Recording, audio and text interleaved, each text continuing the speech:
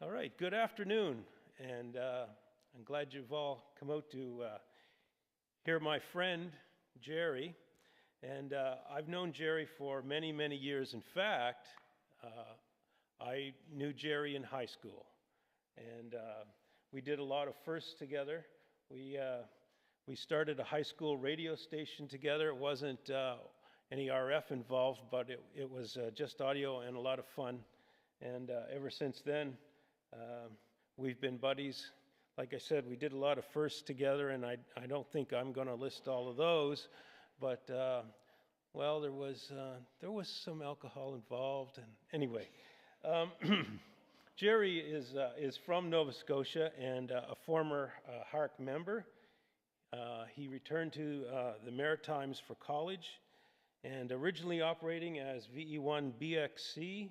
Later as VE1CER, and then VE1RM. I can't keep track of his calls, actually. He operates under so many different call signs that I've kind of given up on that. But anyway, he began a lifelong love for multi-operator contesting, operating with the winning VE1DXC crew at Bob Billings' QTH. So after college, he worked in broadcasting, and once again, our paths crossed. We worked for the same employer, CJCH C100 FM, and we did enjoy working together in that technical role. So then, after college, Gerry worked in the ARRL HQ as a lab technician, and moving on to become a technical editor for them, which is an interesting task. And I was glad that Gerry got that position and took care of writing some of their technical papers. While at HQ, he joined Murphy's Marauders, and then on to the Yankee Clipper Contest Club. And he has organized and participated in 3 de-expeditions to Canada's St. Paul Island and even to our own Sable Island. Continuing his passion for multi-operator contesting, he has spent the better part of 46 years in the hobby, operating from some of the powerhouse stations, K1ZZ, K1TTT, K1IR, K1LZ. Oh, there's a list of them here. 6Y1V, ZF5T, and if you're into working DX, you'll know those call signs. Now, as you know, the COVID pandemic restricted much multi-operator in-person operation. So remote via internet helped keep people safe and stations active. However, the internet, networking technology, and our radios have improved to the point where remote contesting is not only practical, it's very competitive. So Gerry continues to innovate and help fellow contesters develop great remote operation strategies and techniques. He is currently the remote contesting columnist for the National Contest Journal, where he discusses techniques and technology for remote contest operating. So will you make welcome Gerry Hull.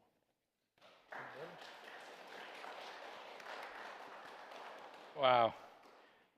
Good afternoon, everybody. I'm on a 3,600-mile journey.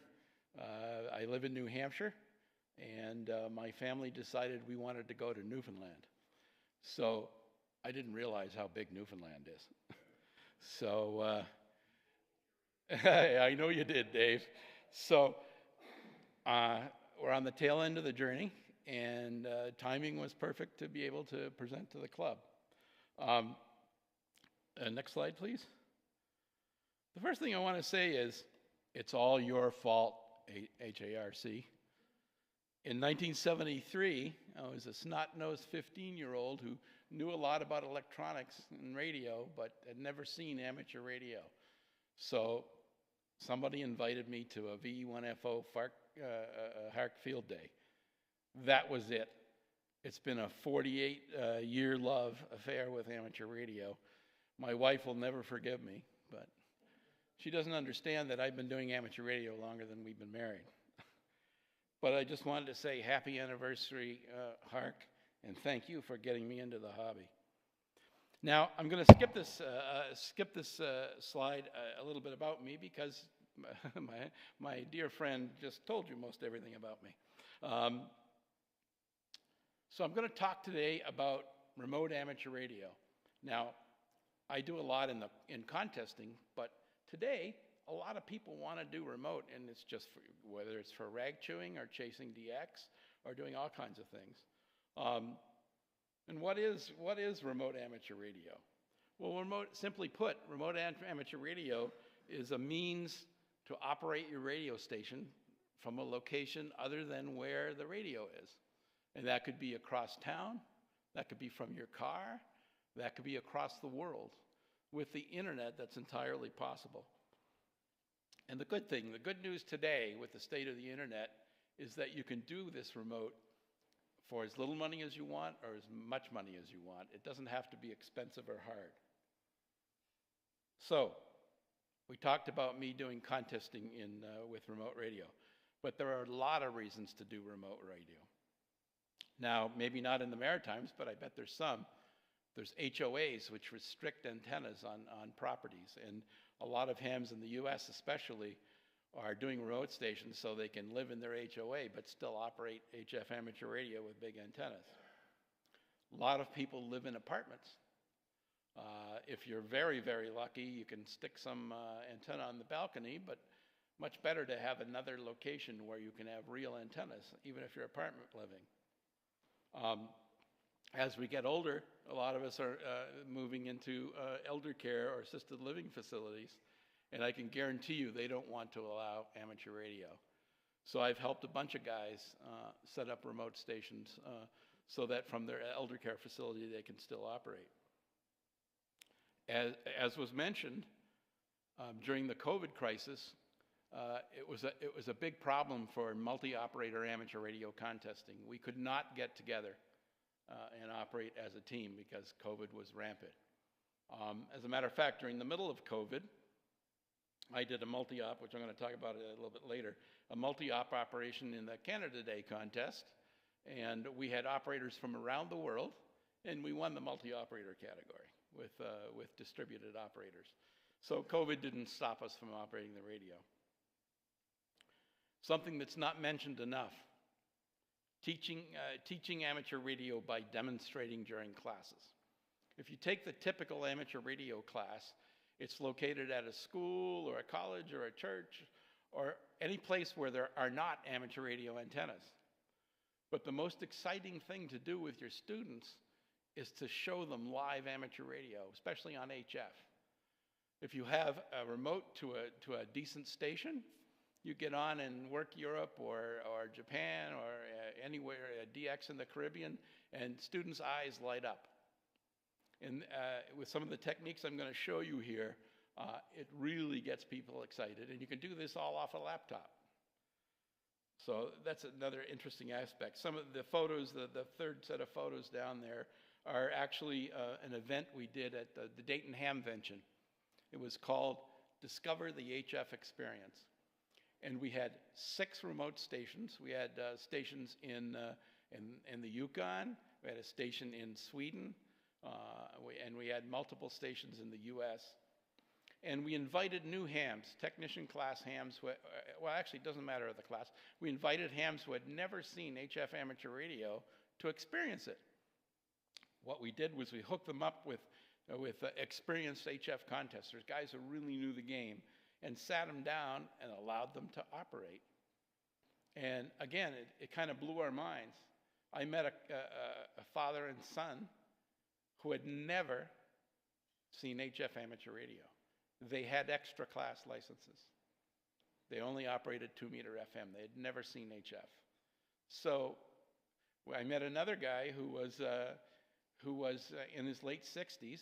He was from Norway, lived in the US, had been a shortwave listener all his life, always wanted to get his ham license.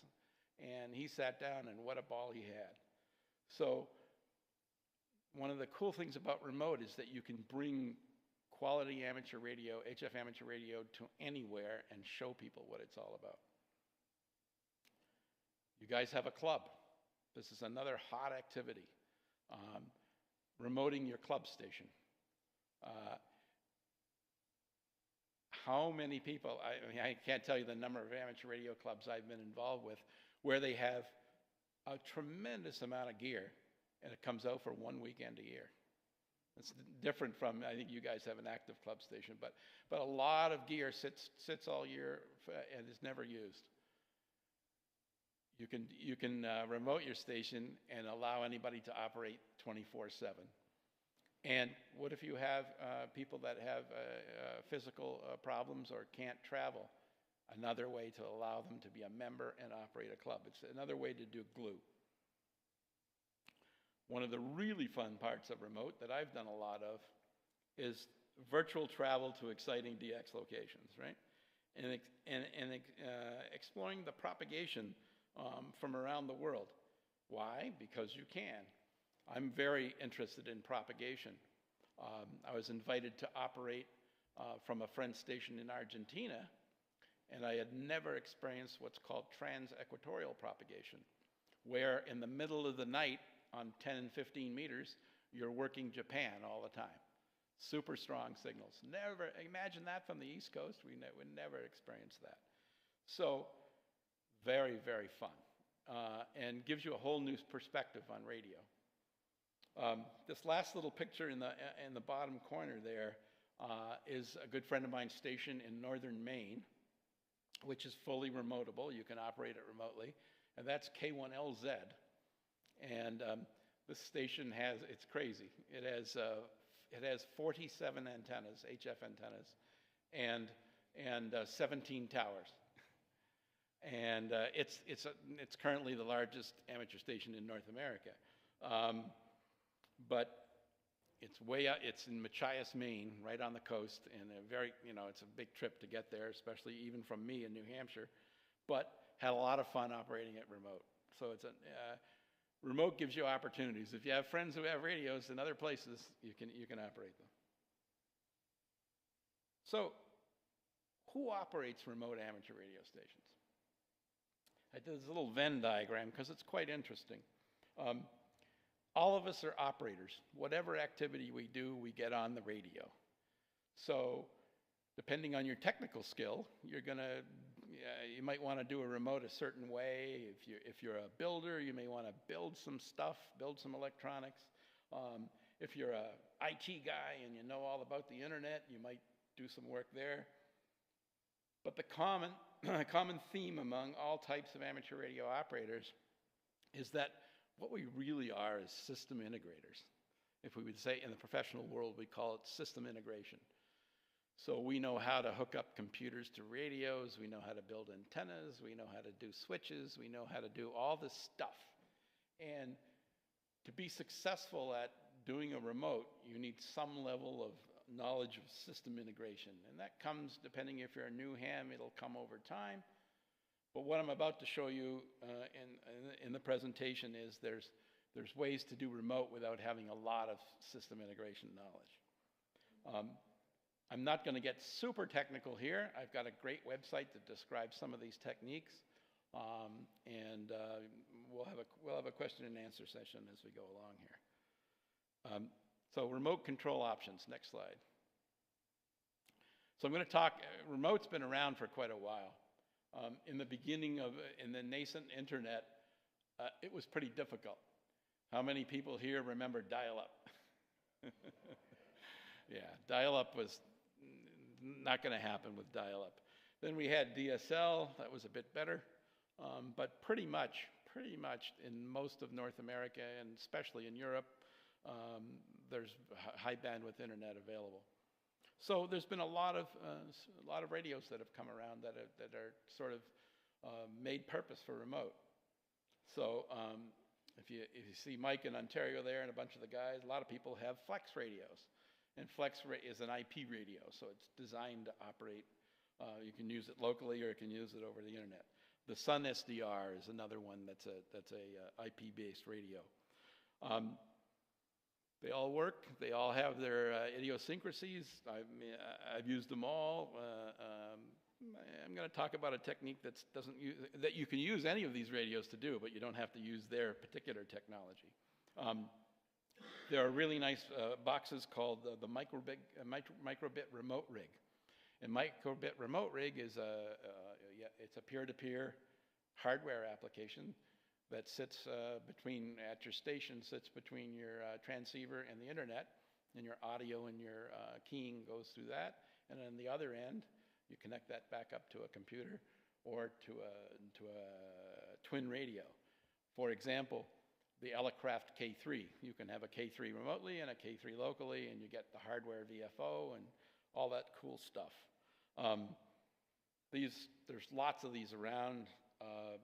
They stopped selling them for a while because of the chip shortage, but as far as I understand, they're coming back in service again. Again, this takes a bit of understanding and configuration, and it's a little difficult, but it works really well. So what I'm going to talk about is an off-the-shelf, kind of homebrew software approach to remote for all radios. Works on all radios, and that's the subject of what I'm really going to talk about today. So you can remote any radio that has cat control.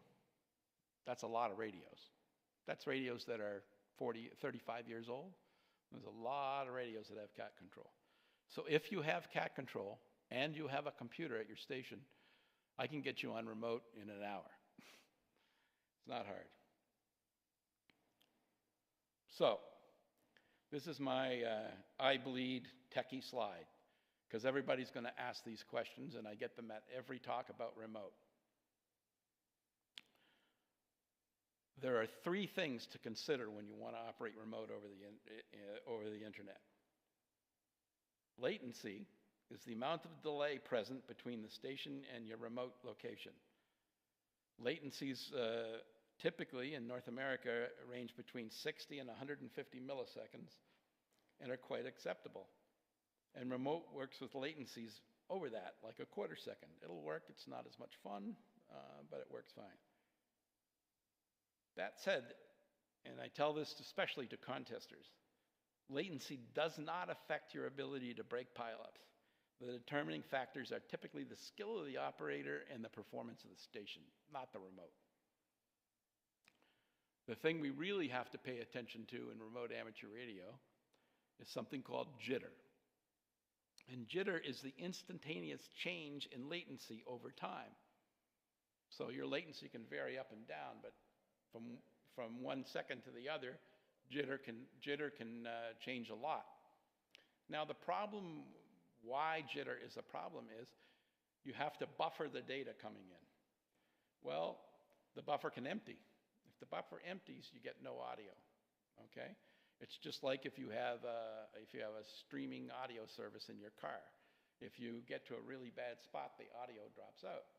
Well, in a streaming audio service, they have gigantic buffers. They can buffer for a minute or more, right? But we don't want a lot of buffer, because in amateur radio, we don't want a lot of latency. We want to hear that audio the second as fast as we can. So we use very small buffers. If we have a lot of jitter and small buffers, we have a problem. Now, don't let this worry you, because all of this is really not an issue. I'm just giving you the background on it. Bandwidth is how thick your pipe is to the internet. For really good remote operation, you need about 800 kilobits per second. That's for audio, two-way audio for sideband and CW. If you have a radio that happens to have a pan adapter on it, well, your pan adapter is going to take more if you want to see it. So there are trade-offs. And what happens is if you say have a megabit per second and you have your pan adapter going, you can run into a situation that's called bandwidth starvation. So when you have bandwidth starvation, your audio will start to break up.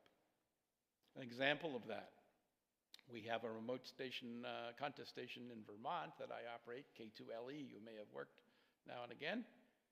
And one of our rotors is an old Telrex prop pitch, which has a gigantic 42-inch, big display on it. And we have no way to see the rotor indicator. So how did I solve that? I put a camera on it. The problem is we have limited bandwidth at K2LE. So we turn on the camera and the audio of the radio starts to drop out. So we've actually put in some more internet stuff to get rid of that problem, but that's an example of bandwidth starvation. So here's the crux of it. You may have run into all of this and solved it all, but we're on the next challenges. Yeah, okay, you're following along. For many techniques to do remote, the station side requires server-based software, meaning the clients, the remote operators, must connect to your server application. For example, remote rig or remote hams, a lot of people may have seen remote hams, have server applications that run on your PC at home. In order to make that work, you've got to have a public IP4 address. You've got to probably have a DNS name, you want that. And you probably have to do port forwarding. If all of this means gibberish to you, then I get it. I get it. There's a lot of IP networking involved, right? So if your internet service provider happens to be IPv6, which is the new modern way to do networking because we're running out of IPv4 addresses, examples of that are Starlink and any cell phone you have in North America. They use what's called IPv6. You can't run an IPv4 server on IPv6 without a lot of hassle. So, what do? I've got Starlink. If you got Starlink, or all you got is a cell phone at home, but you want to run your station on remote, you can do it. Thanks to modern software techniques, there's a way to leave all of this stuff behind and operate remote. Something called a rendezvous server. A rendezvous server is a public server on the internet with a known IPv4 address and or DNS name. So it's a named server. The trick is that all the users are clients, whether it be your radio station or remote operators connecting. And they connect through the rendezvous server. So you don't have to know the address of where your station is. It could be on your cell phone, it could be over Starlink, it could be over lots of different technologies. Doesn't matter, because you connect the station up to this rendezvous server and stations connect. Where do we find such rendezvous servers? Well, any of you that have attempted internet or done a remote connection to your office at work have run into these. The most common application is something called a remote desktop. How many people have used remote desktop? Yeah, a lot of us have used remote desktop. So there are three applications that most of us use: AnyDesk, TeamViewer, and RustDesk. AnyDesk and TeamViewer are commercial applications that sort of allow you to use it for free. TeamViewer is the most aggressive about wanting you to pay. AnyDesk, you can whitelist your application so that it's non-commercial, because amateur radio is non-commercial, and they won't bother you anymore.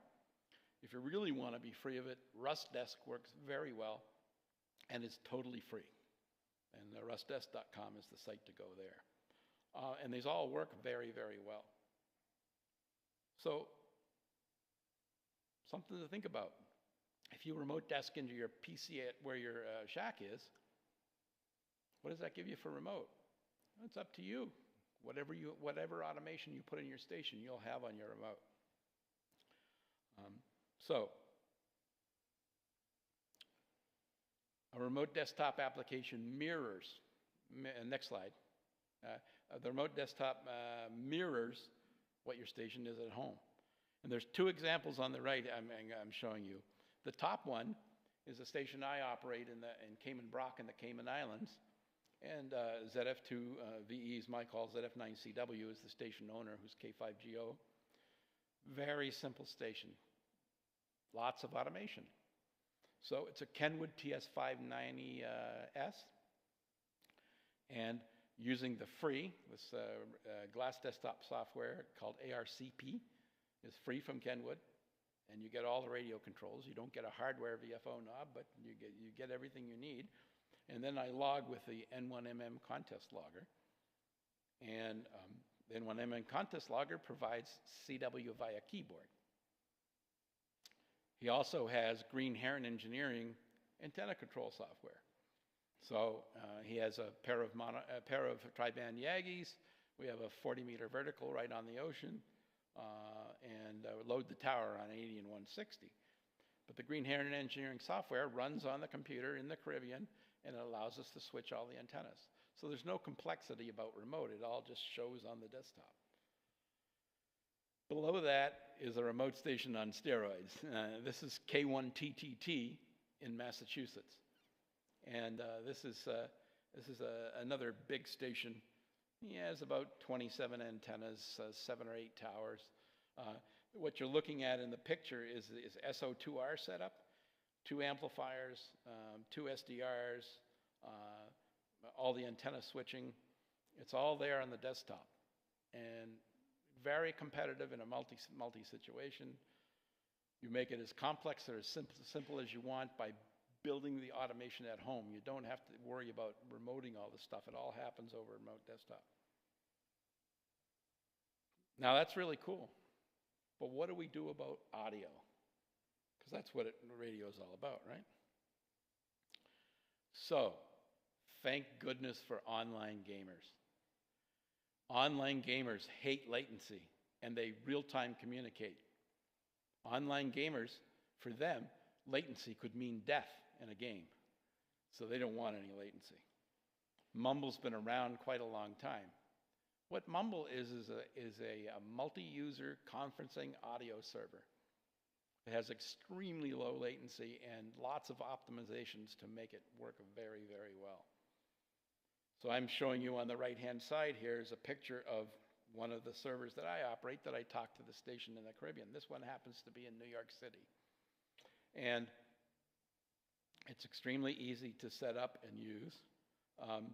You can have dozens and dozens of users on Mumble at the same time, and it barely affects the capabilities. The latency does not increase. Very interesting in a club situation, right? So maybe somebody hasn't operated HF or never operated a contest, and you want to show them what it's all about. Well, they can just connect on Mumble and listen to you operate. It doesn't affect the performance. So Mumble, kind of neat, is available for a wide variety of operating systems. So if you want to put it on your Raspberry or your Linux box or Mac or Windows, it's available everywhere from mumble.com, and it's totally free. So, and there is a Mumble server and Mumble client. So the magic of making this work very, very well is setting up Mumble as a rendezvous server. So here again, kind of the same picture that we had before. The trick for a successful, very fast audio remote operation is using Mumble as a rendezvous server, okay? Both the station and the operators connect through a Mumble server that's well known. Now, I happen to have set up many Mumble servers. I list all my cities here. New York, Tampa, Phoenix, Seattle, Winnipeg, London, Frankfurt, and Singapore.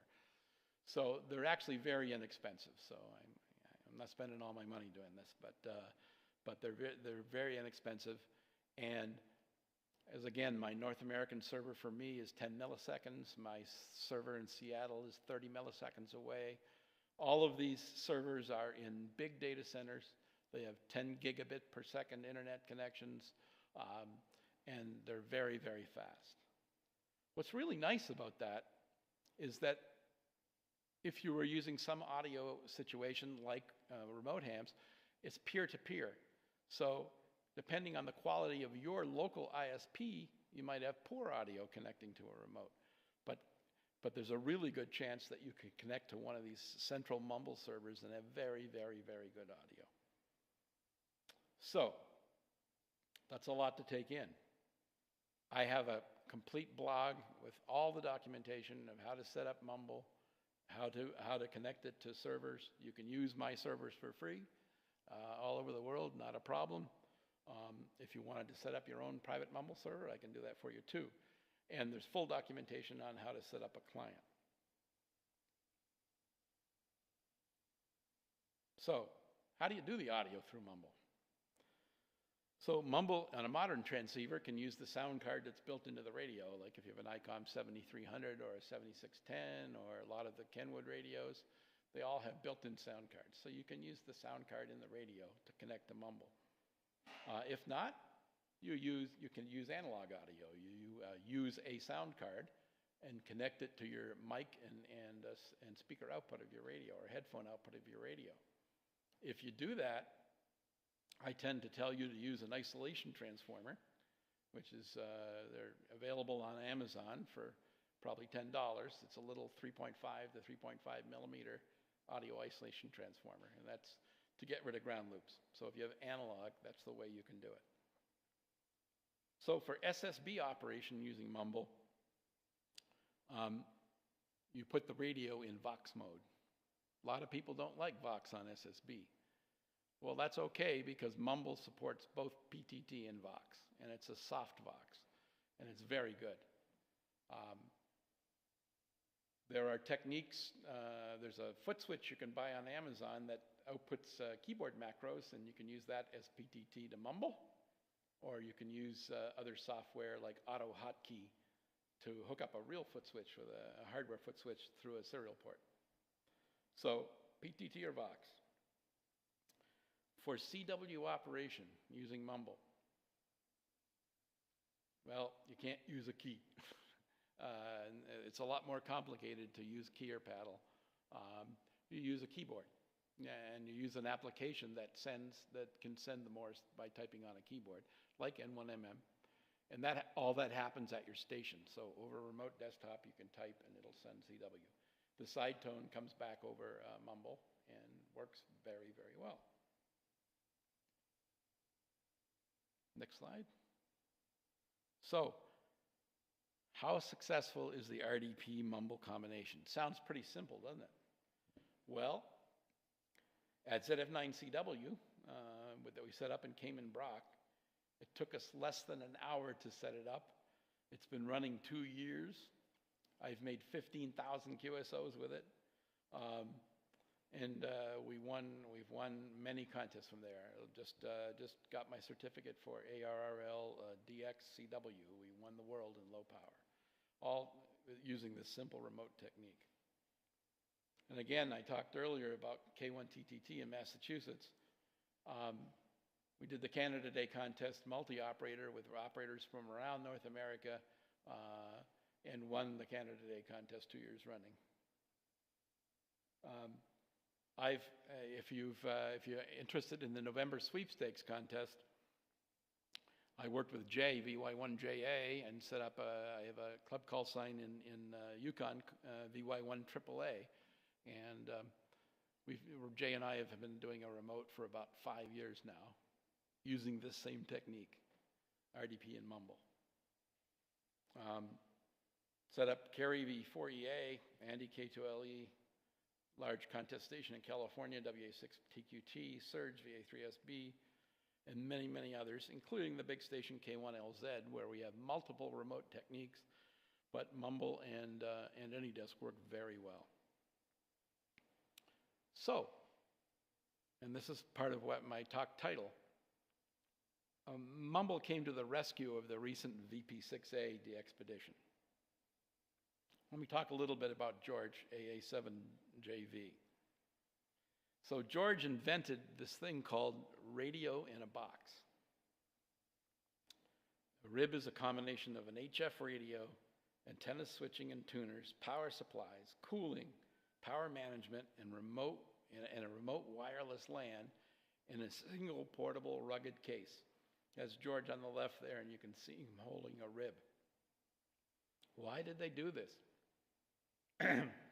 There are many DX entities where they don't want you landing a de-expedition on the land. A lot of them are, take Sable Island for one. Very, very, very difficult to get permission to go to these DX entities. But if you can restrict what you're putting on the land, then they're much more favorable. So the idea is you take the radios, you take the generators, and you take antennas, and you put them on the land. And you can see in the middle picture there, that's George's yacht, the Magnet, off the coast of Ducie Island.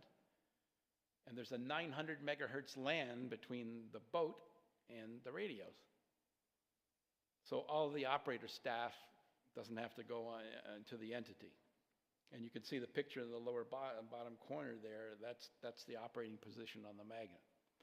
These ribs use flex radios. So the radios talk on the 900 megahertz LAN back to Smart SDR, which is running in the console. The Northern California DX Foundation is really into this idea, so they've built 3 ribs. And currently, George, who's a retired billionaire, is sailing around the South Pacific going to many, many DX entities. And it's really a test operation. It's to test the ribs. They're still testing technology, but it's working well, and I've been working with them, and we're figuring out how to do things right. And if you look at that little picture on the sand there, that's his vehicle to get the stuff ashore. And you can see the red, it's a little small, but the red cans there are gas cans, and right behind that is the rib and some of the vertical antennas that it uses. So,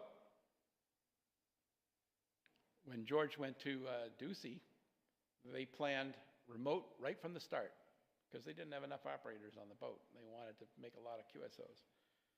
So they planned remote operation. The remote operation was going to use Starlink satellite internet. There's the block diagram of what we did right there. The plan was to use FT8 and CW with remote ops and maybe some SSB. The issue is they were using a peer-to-peer audio solution, and the latency was way too high, and CW was not possible. So I was talking to one of the organizers, and I said, I think I have the solution for you. So they said, is it complicated? I said, no, I can probably have it running in an hour. Okay, here's the login on AnyDesk. Jump on and make it happen. So I did. And the result was 10,000 QSOs on CW from the operation. About 15% were made on the boat. The rest were made by remote operators all over the world. We had 4 in Europe, 1 in Japan, a bunch in North America. Did we have latency? Yep, we had some latency. There was latency to my servers on the internet were anywhere from 30 to 50 milliseconds. Over the Starlink satellite connection, it was probably anywhere from 180 to 250 milliseconds at the worst, but it worked pretty well. Now, I don't know if you can play the audio clips there. There's a top audio clip just below the diagram. Can you play that?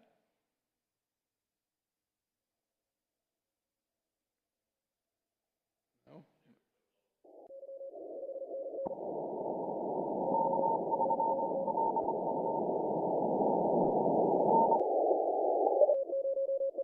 Yeah, it's hard for you guys to hear. Let me see if I can do it.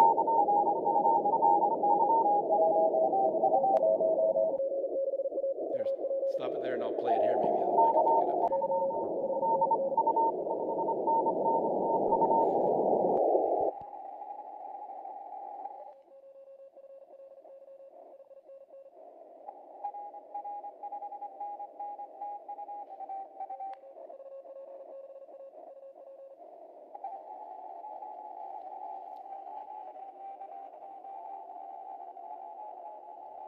So you can see the latency is tolerable.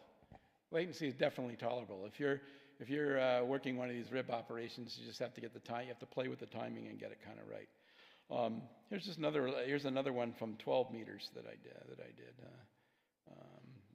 Now this is that previous recording was actually me recording the audio from home plus the live mumble. This is me on 12 meters, and at the time the flex radios didn't have a side tone, but I did find a way to fix it. But here's 12 meters. Come on, there we go.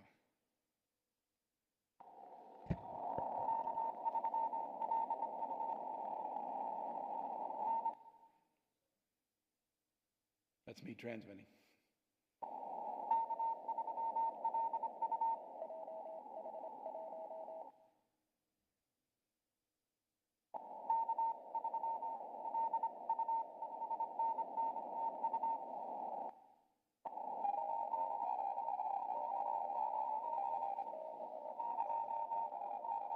Anyway, big pile up there, but some distortion over the internet, but not bad at all.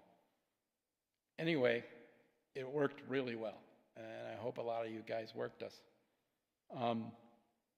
Starting tomorrow, probably, tomorrow or the next day, we're just waiting on permits. They're going to be there. George is on North Cook Island. We're going to sign the call sign E51 Delta, and we will have many remote operators. So I think we've got 30 people signed up to do remote operation. We'll be doing mostly sideband and FT8. I mean, sorry, CW and FT8. There probably will be some sideband operated from the magnet. Next slide. Oops. So I wanted to talk a little bit about the legality of remote operation. This is always a sensitive subject. For operation where the transmitter and the operator are in the same DXCC entity, there's not an issue. Just follow the regulations of your country. Okay? For most countries, cross-border operation is not on the books. We're way ahead of regulation. Okay? Therefore, for cross-border operation, I and a lot of other remote operators try to do best practice, which means we follow the rules as closely as we can for what the regulations are. But I will warn you, if you're going to do a remote operation, always listen to to the hams in that country. They know what's going on. They know the people at the regulatory agencies. Please don't ask a government official if you can do remote from another country. They will not understand. Okay?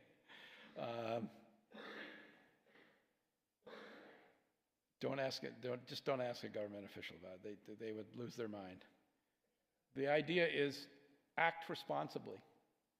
Don't abuse the privilege. In Canada, you have to have an advanced amateur license to operate remote.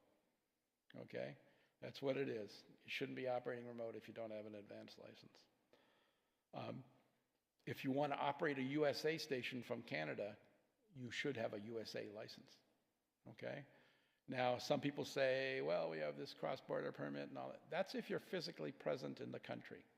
If you're not present in the country, you're not supposed to be doing it. I know that there's a lot of people on remote hams that allow their stations to be operated, but it's really not the right way to do it. I have invited a lot of guests to operate VY1AAA, many American guys, and they've all taken the Canadian test. So they all have their advanced amateurs. Finally, questions. Here's my email address. Here's my blog. Again, is blog.radiosport.network. And you're welcome to visit there. I have lots and lots of documentation about how to make this work. But I'll entertain any questions.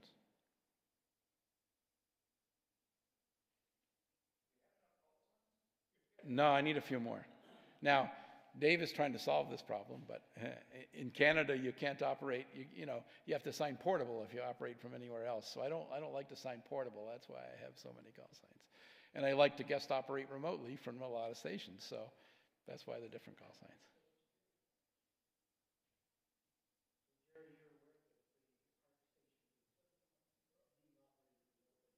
I did not know that. Are you using remote hams?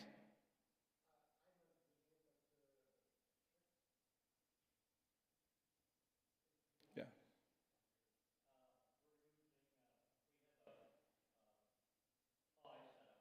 Yes. Oh boy. Okay. Okay. Okay. Good. That's awesome. So you must have a really good internet connection.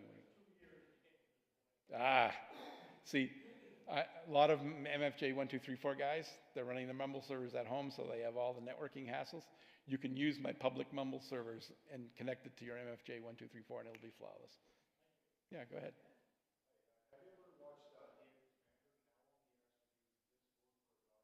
Yep, you can do that too.